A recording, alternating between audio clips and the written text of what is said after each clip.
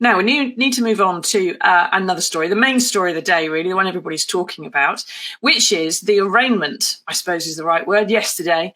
Donald in the dock. Donald Dock, headline. like that. Nice headline. Sadly, no good for SEO whatsoever. But Trump on trial, basically.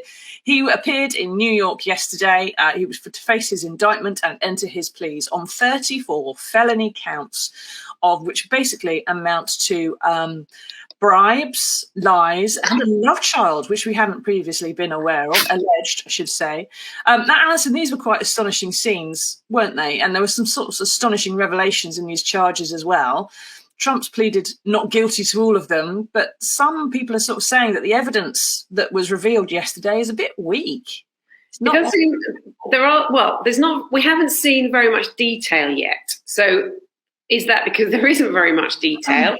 Or is that because it's yet to come our way? So this is the very early stages. If it ever gets to court, it's not going to be until next year. I think the next court date is not even until December. So there's an awful long way to run on this. And I mean, the things that came out were the payments through a kind of third party to Stormy Daniels, the porn star, also to another woman, and also to a doorman who apparently had a story that he had Trump had an illegitimate child. So, and this was all an attempt to sort of hush up these stories in the run-up to the 2016 election. So, no, there's not a huge amount of detail so far, but we'll, I guess, see what happens next. Yeah, it has been through the grand jury process, which means they've taken evidence from people. They've been able to subpoena documents and things like that. And the sort of fundamentally, they're claiming that the way Donald described all this in his company accounts was less than 100% honest, shall we say. Now, Jason says, does Trump think it's a kangaroo court? There's Melania, not at the court yesterday. In fact, she doesn't seem to have left Mar-a-Lago since they moved down there, and is very rarely seen with Donald these days.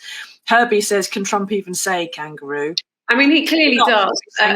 So when he flew back into Florida last night and he made his statement, I mean, clearly, he's just trying to discredit the whole process and say that it's all a politically motivated attack on him, which, of course, as we know how Donald Trump does his campaigning, and that is to sort of fire up his base, all his real big supporters, and to create this idea that he's sort of somehow badly treated and that he's on the wrong end of an establishment plot. And I mean, really, this just absolutely confirms everything his supporters think, that it's a politically motivated, everybody's out to get Donald.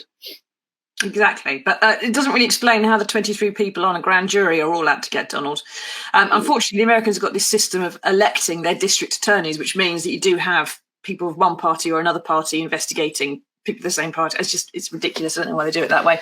But Alan says it's an orchestrated witch hunt. The problem with that, Alan, number one, is that witches aren't real. Donald Trump is.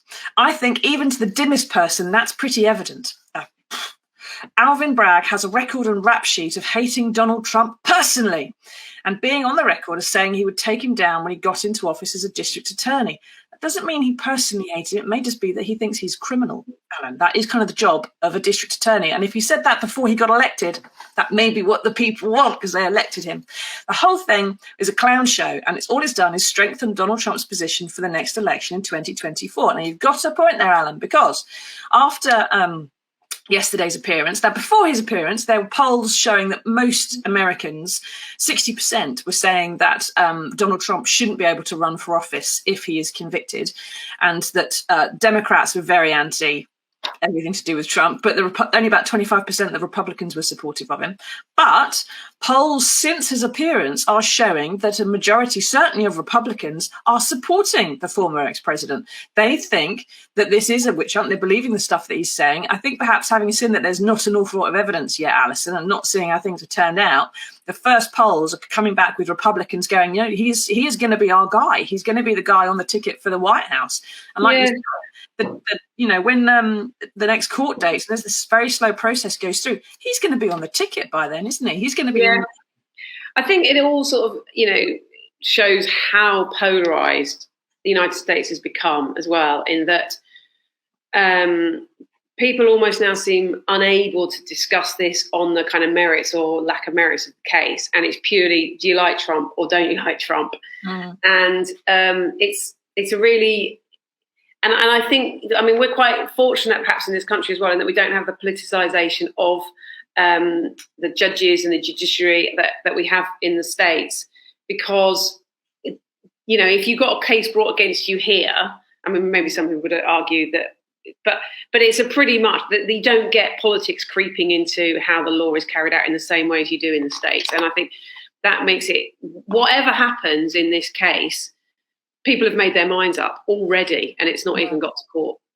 There has to be some pretty compelling evidence, I think, to change a lot of those die-hard Republicans that he's victim of a witch hunt. Yeah, and it's because I think it comes down to what Alan was saying there, and what Herbie was saying as well, that a lot can come between now and December the 4th, the next court date, is that, you know, it may well be that he can convince the Republicans he's their guy and it's all a witch hunt. But when that actually plays out to the swing voters across the states, to the Democrats as well, are there going to be enough people who, on the other side of that, who are going to believe it, who are going to still vote for Trump? Or is they actually going to just drive more people to vote the other way?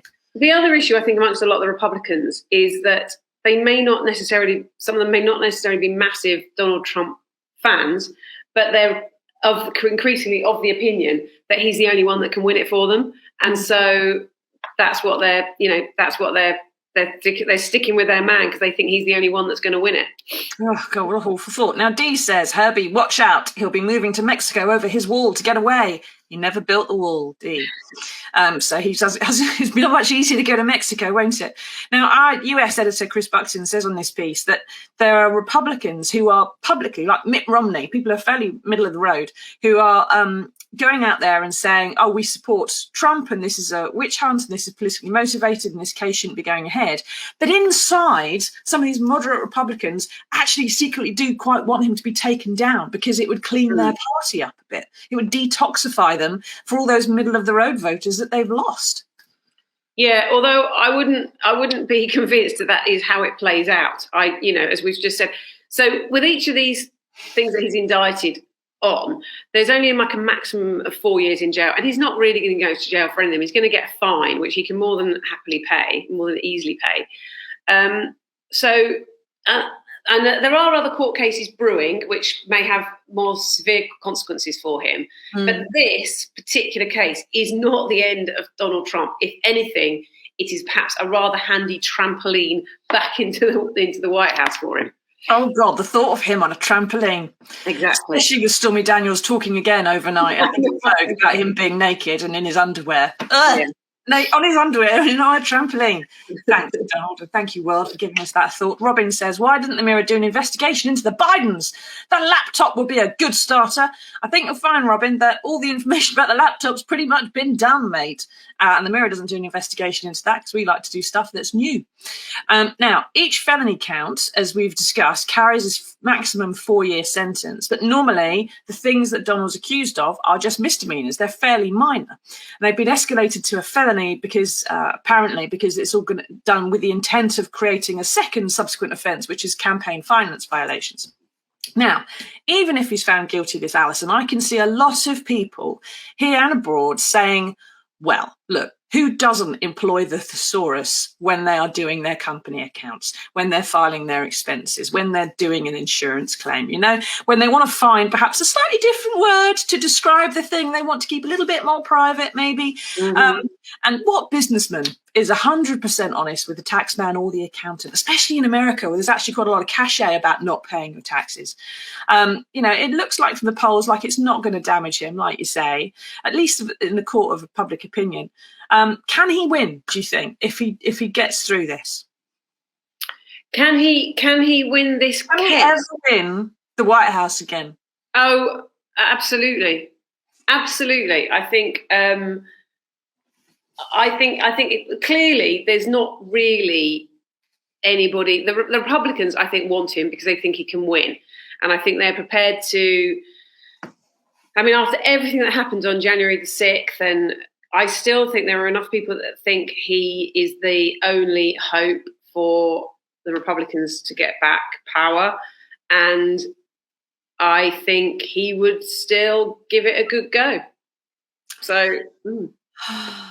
Oh yeah. Now, but we've got to bear in mind he's still facing investigation into vote rigging in Georgia after the last election, an investigation into the mishandling of government top secret documents, and an investigation into the Capitol Hill riots. And it's worth bearing in mind, Herbie says here, I've just watched his speech on YouTube, a lot of finger pointing and blaming others, fake news yet again. There we can see people storming the Capitol. If this is what happened the first time he had to leave the White House, Alison, if he gets in again, the chances of there being a far worse insurrection that's not just a disorganised mob, I mean, it would just be even worse than before, wouldn't it? Well, I think his whole psychology will be very different this second time as well, because so his own sort of personal paranoias and fear that everybody's out to get him will be even more heightened, because obviously he lost where he feels that the steal, that was stolen from him after the last election. So you've got that. And also I think that there would then be a real attempt to put more things in place to prevent him losing power again. I mean, there's a brilliant book that was written in the 1930s called "It Couldn't Happen Here." Yep, I read that. When he first got to power, and it almost could have been written about Donald Trump's rise to power, and it's that idea that, well, no, that couldn't happen. He couldn't really create his own sort of militia that would prevent this happening or that happening. I think we have to be very aware that anything could happen with Donald Trump back in power. And I think, but we also have to be very aware that there's enough people in America who want that. And it's a very real possibility. Yeah, it's a bit sticky. Lazy says, Trump and Boris back in power be like a recurring nightmare. Can voters really be that stupid twice? Lazy, I will direct you to Google for the Daily Mirror front page when George W. Bush got elected. And I think it was Piers Morgan was editor at the time. And it said something like, can 100 million people really be this stupid?